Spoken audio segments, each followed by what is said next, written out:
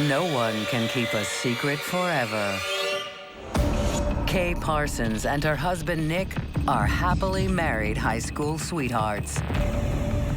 They seem to have a lovely, perfect marriage, and we're very happy.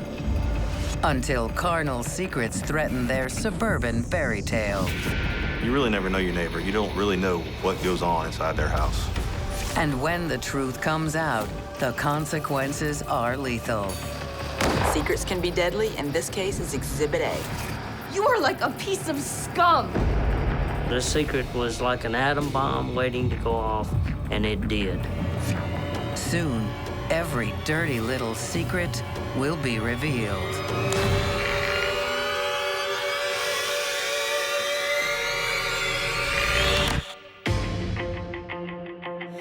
Grovetown, Georgia, 2009. To its residents, it's one of the safest places there is, and one of the best.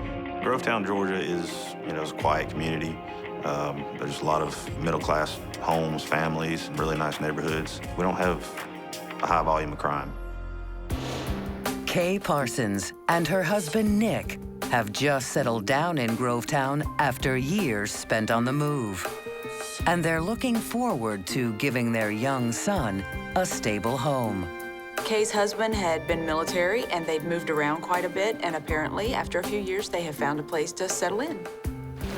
Nick's left the service and is now a contractor. Kay's gotten a job as a secretary at a local business. Good afternoon, Dr. Smith's office. And is looking forward to raising a family in a stable environment. Kay was one of these wonderful women who was a good wife. Everyone liked her. She was just really one of these great people that nobody had anything bad to say about. Although Nick still travels a lot for work, the Parsons are excited to finally be putting down roots. They were a normal American family trying to get on their way and do what they should be doing. But the stability they long for will always remain a dream, because their beautiful new life is about to be shattered. On March 25th, 2009, while Nick is out of town on business, a handyman arrives at the Parsons home to do some work for Kay. He couldn't get a hold of anybody from inside the house. It was kind of strange. He went around the back. He had noticed that the back door had been broken open, and that alarmed him. He tried to call Kay to no response, so he called 911, thinking there'd been a burglary. Hi, I'd like to report a break-in. Police arrive on the scene within minutes and make a disturbing find. A trail of blood. And when they follow the trail, it leads them to Kay. She's been bludgeoned nearly to death. I've been doing this for 18 years, and that's probably one of the worst crime scenes I've seen. There was blood spattered everywhere. You can tell that she took a serious beating. Kay is rushed to the hospital, but there's nothing anyone can do. Kay was immediately transferred to an area trauma center and was put on life support, but she quickly died. Detectives on the scene start piecing together the clues, trying to determine what happened. There's an aluminum baseball bat lying next to her that you could tell had been used. We also found a claw hammer, which was covered in blood. A spouse is often the prime suspect in a murder investigation, but with Kay's husband confirmed to be out of town on business, police focus on the crime scene for clues. The murder weapons give detectives the impression that Kay Parsons wasn't intentionally targeted for murder. Say, if you're gonna go kill somebody, what are you gonna use? A knife, a gun, something like that. You're not gonna say, how about a hammer and a bat? It looks like an interrupted burglary, and then somebody saying they're gonna eliminate the witness and get away.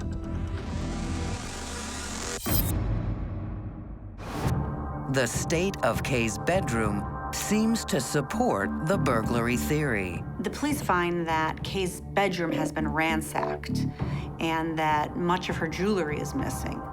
So naturally, they conclude that this is probably some type of robbery, a burglary that's gone awry.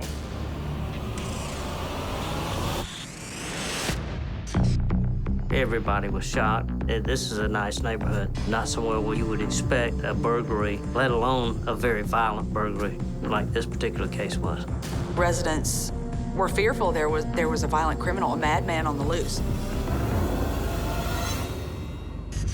Detectives' first instinct is to question the handyman who called 911. It isn't unusual for a killer to call police himself in an attempt to look less suspicious. He was the first person that we want to take a look at, absolutely. Different criminals act differently. They try to throw you off. We look at all possibilities. You know, you don't rule anything out or in until you fully investigate it. Could the handyman have showed up to do repairs and, finding no one at home, decided to burgle the house instead?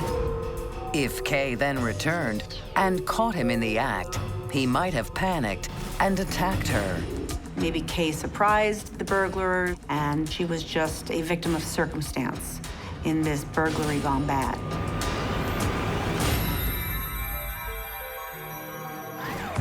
Investigators question the handyman, but the timeline of his day doesn't seem to fit the crime. Before you got here, where were you? I had a job right before this. I came straight here after that. The handyman tells the police, listen, I have nothing to do with this. I've been on jobs all morning. And they're able to confirm that, in fact, he wouldn't have had the time to commit this murder. He's got no criminal history, no obvious motive, and detectives seriously doubt he did it. Then, a young man named Shawn Bowers approaches them at the crime scene. He's the oldest son of Kay Parsons' neighbor, Becky Bowers Sears. And he tells police that he's just walked into a crime scene of his own right next door. I just came home to my mother's house, and I think there was a break-in. He approaches the deputies and tells them, my mom's house, our house has also been burglarized. There's glass everywhere. Deputies go next door to that house, and there is signs of a possible burglary at that house as well. When police inspect the second crime scene, they find a potential connection to the murder next door. Blood evidence had been found on a door, their door, that we believe come from the Parsons home. So that was strange. It looks as if Kay's killer came here after brutally beating her, tracking blood into the Bowers Sears house. It seems this family was lucky they weren't home during the robbery. Otherwise, they might have suffered the same deadly fate as Kay. But something about the idea of the killer coming here doesn't sit right with investigators. If you committed a burglary of one house and you've had to kill her because you're in such a panic trying to get away, then the last thing you're going to do is go and rob the house next door. You're much more likely to flee. And I think the cops immediately became suspicious of the whole scene. The timing of the Bowers boys' story is suspicious, too. I just came home. I was over at my friend's house. He just happened to come home right after the killer was in his mother's house? Where is he coming from? Where has he been? Why is he coming home now? Does he have something to do with it? That was our next logical person we needed to rule out or rule in. We needed to find out where he was at, what he was doing before all this happened. Could he have beaten Kay to death, then staged a similar break-in next door to cover his tracks? But what motive could he possibly have to murder his neighbor? Police start pushing for answers, and the ones they're about to get will change this quiet town forever. It was bizarre, it was shocking, it was diabolical. Like, who do you believe? A 911 call about a possible burglary has led investigators in Grovetown, Georgia, to a gruesome murder. But the crime scene doesn't end at the victim Kay Parsons' doorstep. I live next door with my mom, and I think someone broke in. Shawn Bowers, the son of Kay's next-door neighbor, says his mother's house has also been broken into. But when detectives look into Shawn's background, they unearth some troubling information. What they learn about him is that he's actually a former drug user. And investigators wonder, well, wow, maybe this was a motive for this crime. Drugs and crime go hand in hand. A lot of our burglars are often breaking into houses because they need money for dope. You think about somebody that's high on drugs, you know, they're getting that craving and they need more money, they need more dope. They could commit this crime of violence, being under the influence of drugs and being that brazen. So, of course, we wanted to look at him. We now know that he's had some issues with law enforcement in the past. Is he possibly involved? You know, is it drug-related? Did he need some money? All of these things are running through our minds at the same time. Perhaps he broke into Kay's house looking to steal money for drugs, got caught, and killed Kay in a panic.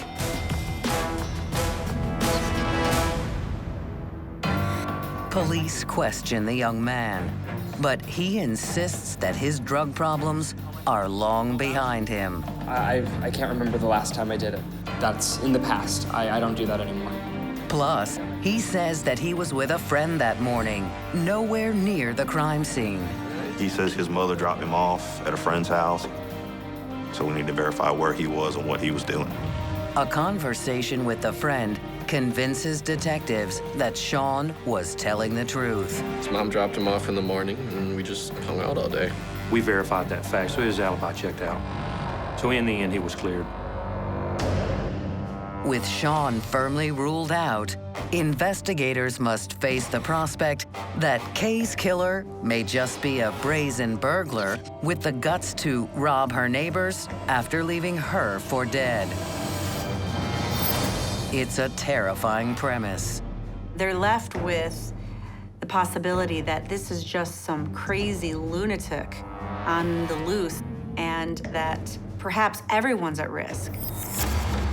People in this neighborhood moved here because they felt safe. It's an average all-American neighborhood, and people were really shocked at the violent nature of this kind of crime. If he had that much nerve where he could do that and commit more crimes after that, he wasn't gonna stop. Investigators scour their files for any repeat offenders with violent robberies on his rap sheet. But when they get a hit, they're shocked to discover just how close the killer may be. Investigators found that there was a suspect in the neighborhood that had a criminal history. He lived very nearby. Not only has this man had run-ins with police before, this repeat offender lives within sight of both burgled houses. He was fairly young, but for his short career, he had a lot of burglary charges, a lot of drug charges, and there was some violence in his past as well. So he was definitely a good candidate to look at. Maybe he felt particularly cocky that day and decided to target his closest neighbors for his next score. How terrifying would it be to think someone who would be capable of committing a crime like this would live in your own community, in your own neighborhood, right down the street? Did Kay have any idea how close she lived to danger? If she caught him in the act, maybe he felt the only way to avoid getting another strike on his record was to get rid of the witness. I remember thinking that maybe she knew who it was, and you know, he couldn't just leave. He had to do something. Who brought you in? Police track down the petty criminal and question him. Where were you during the time of the murder? I was at home. Admitting he was at home just down the street at the time raises red flags, but he says he has an alibi. I couldn't have possibly murdered anybody. I was in bed all day with my girlfriend. Police are skeptical, so they check out his story and question the girlfriend. We were able to determine that he had been at home, he'd been in the bed, he hadn't went anywhere. He could not have been involved in the crime. So the neighbor has been excluded as a possible offender. With nothing else to go on, the investigation into Kay Parsons' death hits a wall. Detectives fear there's a madman on the loose in Grovetown, Georgia, who may strike again. And to their horror, everyone's worst fears are about to come true. The day after Kay's murder, her next-door neighbor, Becky Sears, whose home was also broken into that day, is attacked. Becky says she's, I think, leaving work, and she's approached by some stranger demanding money. Give me your purse. Don't hurt me. Approaches her, pulls a gun on her, and fires a shot. And he then runs off. Becky's lucky to be alive. The attack rouses detective suspicions that it isn't an isolated incident. How can anyone be this unlucky to have your home burglarized one day, your neighbor killed brutally, and then you're leaving work and now you're robbed and shot in the foot? With all that had gone on in 24, 48 hours, you either have to be the most unlucky individual on earth or there's something very sinister going on here. When detectives realize where Becky was attacked, it reveals a terrifying coincidence they can't ignore. Becky and Kay Parsons work for the same company. These two women were more than just neighbors. Hey, what are you doing for lunch? They've known each other a long time. They're friends. They work at the same place, and they now both have been victims of violent crimes. And police are rightfully concerned that there's some connection between what's happened to Becky and what happened to Kay. I'm thinking to myself, what in the world is going on here? This is not random. This is not a random burglary. This is not a random act, a random person. Somebody's in something, and they're not telling us. There must be some connection linking these two attacks. Something else both women have in common. But what? How dare you lie to me? As it turns out, they were having phone sex for an hour. That sounds like a fantastic idea. This case really makes you question if you ever really know your neighbor. The Kay Parsons murder investigation has taken a sudden turn. Her next-door neighbor and co-worker, Becky Sears, has been shot in an attempted robbery. Now detectives have their hands full trying to determine who would want both women dead. Since Kay and Becky both work in the same office, police wonder, could their assailant be a customer or co-worker with a grudge against the company? Maybe there's one person out there, they're after everybody at the place of employment. Maybe they're mad at the employees. Maybe they're mad at these two women. Police pour through lists of people connected with the office, running background checks on everyone. But they find no one with an obvious motive to hurt either Becky or Kay. The two women must have shared some sort of dangerous secret. Should we call the police? No, I don't think we can say anything. But investigators have no idea what it might be. We are definitely not supposed to know anything about this. Luckily, someone else does. I get a request from the jail, from an inmate in our jail, and this request is from Becky's brother. And the request says that he wants to speak to me, is very urgent. So I conduct an interview with Becky's brother, and it started shedding some light on the case. Do you have something you want to tell us? Yeah. Becky's brother, Billy, says he's just heard about Kay Parsons' murder, and his conscience is bothering him. This is really sensitive information. It could ruin my family. He had a huge secret, and it was weighing on his mind, and when he saw what happened, he couldn't keep it in. And then he proceeds to tell me why.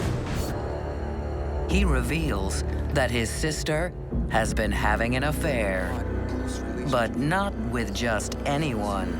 I then ask him who she's having an affair with, and it just happens to be Kay's husband, the next door neighbor. It seems Kay and Becky had been sharing much more than just office gossip for quite a while. Becky's affair with Kay's husband wasn't just a fling. It'd been going on for about 7 months, and it was pretty steamy. Anytime the two of them had a free moment from their families and jobs, they were together. Detectives must now take a much closer look at Nick. Affairs are ticking time bombs, and when they go off, the blast can be deadly. As if committing adultery wasn't bad enough, You are like a piece of scum. he didn't do it with a random stranger. He did it with Kay's friend, their neighbor, which made it even more dangerous. That kind of love triangle never ends well. What is it that you want to do to me? Strip you down, see your naked body, and just put my hands all over you. That sounds like a really good idea. That was huge, and that secret blew this case wide open. Could Kay's own husband be her killer? The pieces don't quite fit. If Nick's been having fun in the sack with Becky for months, why would things escalate to murder now? What could cause somebody this much rage to kill somebody this brutally? Why not just get a divorce if that's what you want to do? I think you should just leave your wife, and then all of this can be yours. According to Billy's sister, Nick hasn't gotten a divorce because he didn't want to lose custody of his son. I love her, okay? And I want to be with her. I'm gonna take everything from you, and you're gonna be left with nothing. Kay was from Pennsylvania. If her husband left her and divorced her to go with another woman, she was gonna take their son and move back to Pennsylvania. He probably wouldn't see him very much at all. It sounds like with Kay dead, Nick gets it all. He can keep sleeping with Becky and keep his son. The motive fits, but he has a perfect alibi. He was out of town on business at the time his wife was killed. And can detectives even be sure Becky's brother, Billy, is telling the truth? Is there some friction in this family? Is there something going on between those two that would cause him to make this story up? It crossed my mind as I was going over there to talk to him. Yeah, this guy's in jail. He might want to try to get out of jail, but he's had some minor infractions of the law, nothing major. Nothing in his background would lead me to believe that he was lying to me, and the things he told me were making sense. But if Nick killed Kay to be with his mistress, why would he try to kill Becky the next day? Did Becky catch on that he was behind the murder, confront him, and wind up next on his hit list? You have anything to do with her dying? Calm down. I did not want her dead. It's your wife. Police bring the mourning Mr. Parsons in for questioning. And when they ask him about his relationship with his wife, he paints an entirely different picture. Your relationship with your wife was good? I mean, it was just amazing. We loved each other very much. He tells the police that he and Kay had a perfect relationship, that there was no strife, there was no conflict, there were no affairs. He was very happily married to the love of his life, and that he was just devastated that she was gone. We had a healthy marriage, very happily married. But police suspect the grieving widower bit is just an act. So they confront him with what Becky's brother told them. Why don't you tell us about Becky, huh? Why don't you tell us about the affair you had with your neighbor? Faced with his dirty secret and caught in a lie, he has no choice but to come clean about his sexual escapades. I was with Becky for a little bit. Kay's husband then admits, yes, there had been an affair. But he tells the police that the affair was over, that he had told Becky it was over. I just wish you were here. Can't do this anymore, okay? I have to end this affair. I want out. He wanted to reconcile with his wife, that he had told Kay about it, and that they were going to work really hard at their relationship and make it better, and that the relationship with Becky was a thing of the past. Can the widower be trusted? Detectives press him about whether he's a murderer as well as a cheater. You gotta believe me. I was trying to fix everything with my wife. No, I don't have to believe you. And that's when they realize they've only just scratched the surface of the secrets in this suburban love triangle. The neighborhood's darkest conspiracy begins to unravel. Everybody knew something, and they were keeping their dirty little secrets dark. But eventually those secrets are going to come out, and they're going to come back and get you. Police in Grovetown, Georgia, are investigating the brutal death of Kay Parsons and the shooting of her next-door neighbor, Becky Sears. What began as an apparent burglary turned homicide is looking more and more like the aftermath of a warped love triangle that descended into madness. How many murder cases have you heard about where there's an affair involved? I mean, you hear of it all the time. They involve jealousy, they involve rage. How could you do this to me? I love her. They involve all kind of different things. They can lead to death very easily.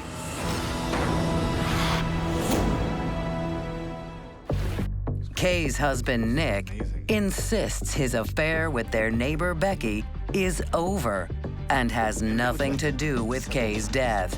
That was what was most important to me was my marriage. I wanted things to work with Kay. He's telling me he's, completely done with Becky. Him and his wife rededicated their marriage to each other. They're gonna work things out. They're selling the house they were living in, so they didn't have to live next door to him anymore. I love Kay. I just don't know how this could have happened. But had this cheating husband really changed his ways? A check of his cell phone records reveals he and his naughty neighbor are still keeping secrets. Those cell phone records indicated that they were actually on the phone together the night before Kay's murder.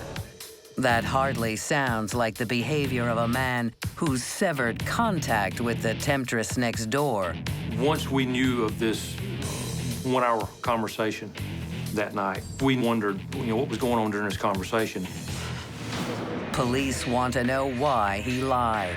How come you're calling Becky the night before your wife was murdered? Under more intense questioning, he's forced to admit one last secret. It was just phone sex. What is it that you want to do to me? To get you naked. He did speak to Becky, and they spoke on the phone for an hour and actually had phone sex. Come on, tell me what you're wearing. Black and red lace lingerie. This is a man that I was talking to that literally had phone sex with a woman the night before his wife was brutally murdered. It was just phone sex. I swear to you.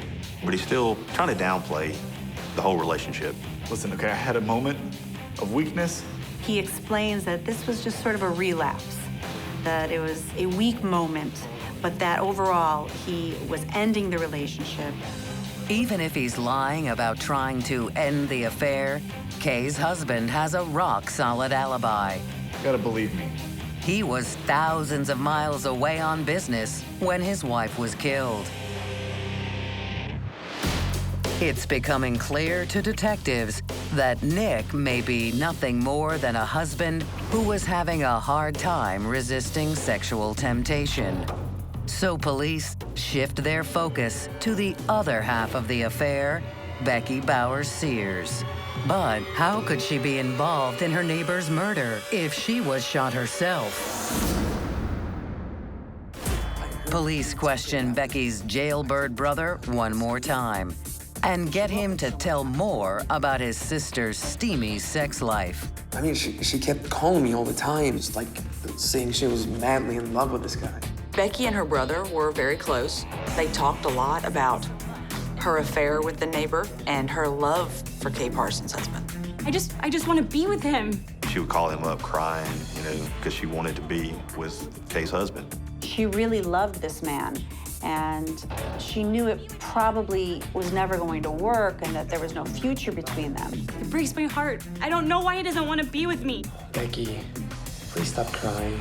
It devastated her, and she frequently called her brother to cry on his shoulder about how unhappy she was. No, listen to me. You gotta end that. I won't live without him. Police realize that with Kay dead, Becky's problem is solved. And shockingly, according to her brother, that thought had occurred to her, too. She kept saying she just wished that Kay would disappear. I'm sure you don't mean that. She was telling him that she wished something could happen to Kay. You know, she wished she would just fall down the stairs, disappear. Becky wanted her to go away. Be great if she drove off a bridge, got killed. I thought it was just talk. Becky's brother didn't think she was serious, because we all say things we regret when we're upset. But when Kay turned up dead, he felt guilty. He knew this was going to destroy the whole family, but he had to get it off his chest. I really want to do the right thing. Could Becky really be responsible for Kay Parsons' murder? Or is Billy just trying to sell his sister down the river? After all, not only was Becky shot, she was at work when Kay was murdered.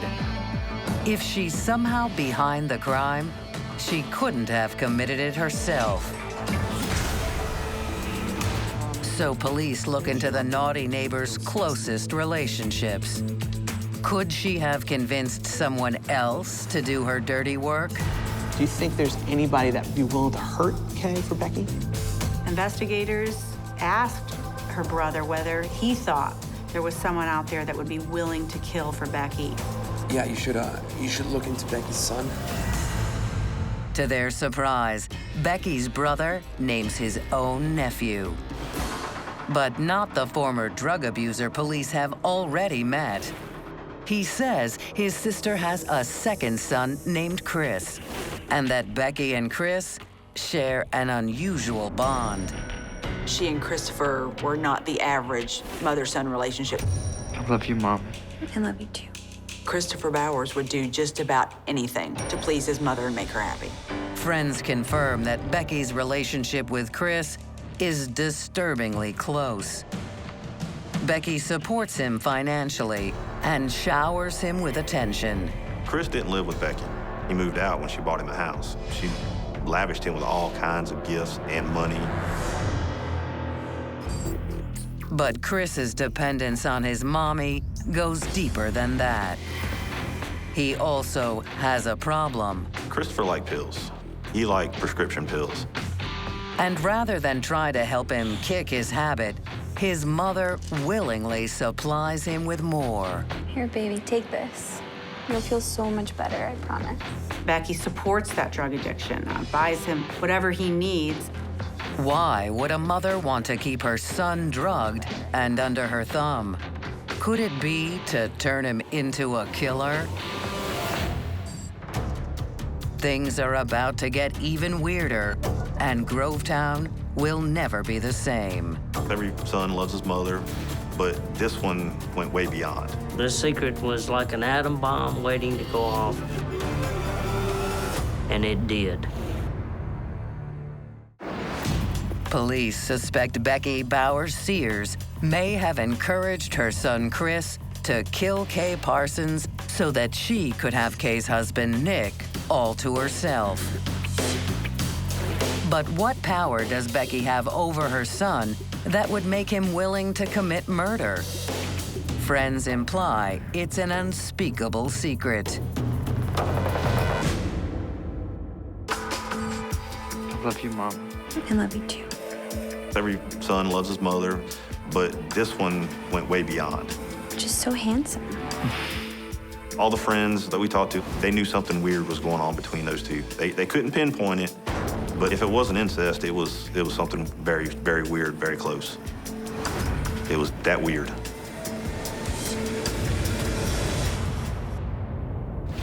Police wonder, is the neighborhood seductress so warped that she'd even seduce her own son and get him to kill for her?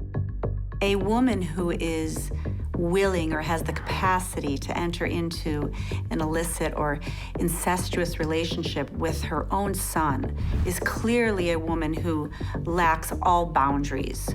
She's someone who has no sense of right or wrong. If she's capable of engaging in that type of behavior, which is so taboo, she's certainly capable of breaking boundaries in other areas of her life. But if she had gotten him to commit murder, then why would he shoot her too? Police bring Becky in for questioning and grill her about her son, Chris. Becky, we're concerned. We've heard about this strange relationship you've had with your son.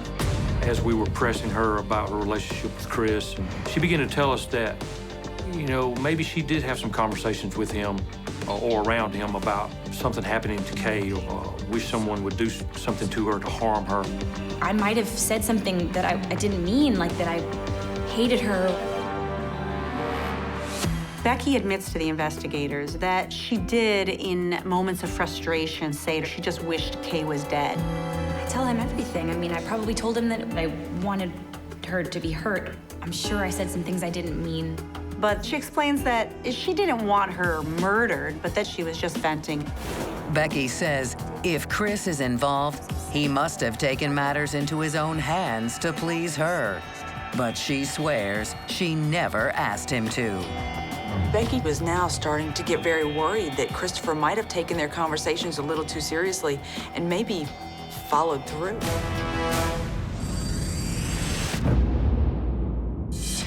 It seems likely that Chris had something to do with Kay's death. So police bring the mama's boy in for questioning. Chris, why don't you tell us what happened?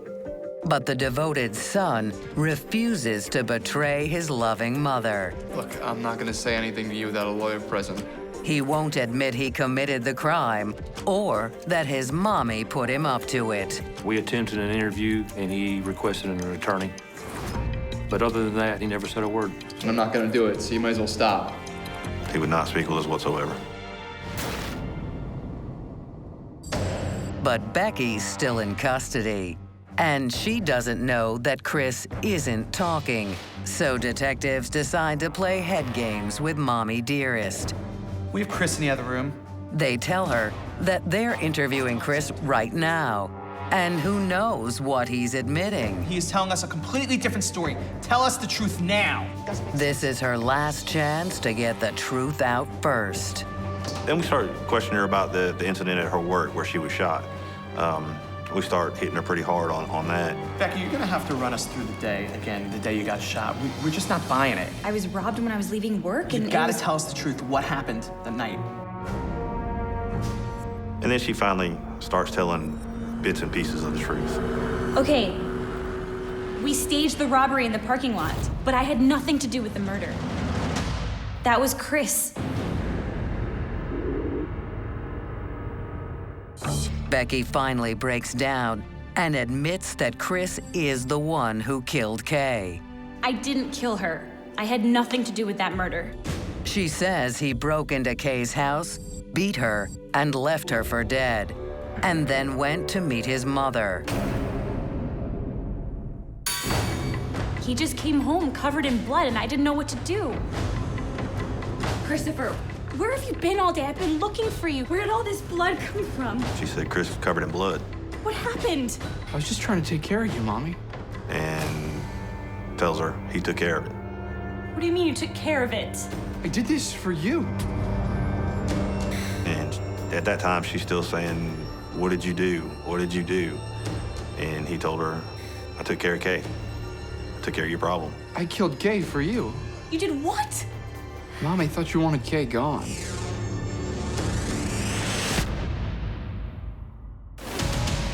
I didn't know what to do. I just wanted to protect him.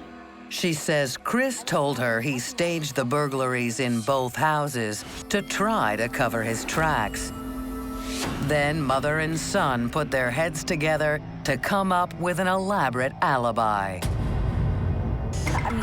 And in an effort to protect him, they agree that they need to deflect suspicion from Chris. It's okay. We're gonna take care of this.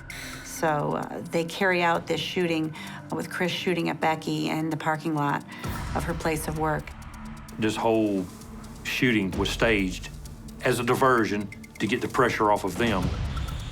The ironic thing is that it went almost according to plan, but a little bit off because he actually shot her in the foot by accident. Armed with his mother's own words against him, detectives take a second run at the devoted son. Officers then go and speak to Chris. I don't have to say anything until I have a lawyer present. Your mother already beat you to it. And Chris tells them that, yes, he did do this for his mother. He confesses fully. Yeah, I did it. It was me. He explains how he murdered Kay Parsons, but he takes the full rap for having murdered Kay Parsons and claims his mother had nothing to do with the planning of it. He just wanted his mom to be happy. Becky stands by her story that she had no hand in planning Kay's murder. But police don't believe her, and they know a jury won't either. She knew he wanted her attention. She knew how much he thought of her and how much he wanted her to be proud of him. As much as she tried to distance herself, there's no doubt, based on the evidence, that she had a part in planning this crime, but she would never bring herself to telling us that. Becky refuses to confess, but facing the death penalty, she pleads guilty and is sentenced to life without parole. Chris Bowers also pleads guilty and gets a life sentence. He was being manipulated by the one person most children would be able to trust above and beyond anybody. She got him involved in a murder and then threw him under the bus. I can't fathom anybody who is a parent ever doing that. That's how diabolical she was. Kay and Nick Parsons thought they'd finally found the perfect community for settling down and starting a family. But he never dreamed his secret infidelity would lead to his wife's murder, or that his neighbors were a deadly duo bent on destroying his happy home. You can try to keep secrets as long as you want to, but eventually those secrets are going to come out and they're going to come back and get you. These secrets hurt innocent people. They destroyed families, terrorized a neighborhood, and led to the death of an innocent woman.